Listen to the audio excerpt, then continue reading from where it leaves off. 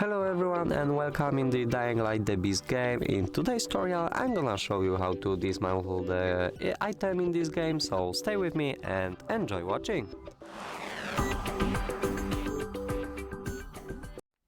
So to dismantle any item in this game you have to at first open the inventory by using the I button on your keyboard.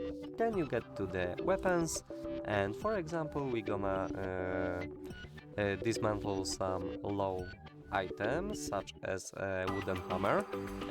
You have to just press and hold the C button to dismantle it, and as you can see we had a chance to get scraps and we did it. We have +6 scraps from this wooden hammer with the first level. I think if you get more levels of some items, then you will have better dismantle items to get. Well, that was all for this video. Hope you like it. Leave a comment and also subscribe to our YouTube channel. Goodbye!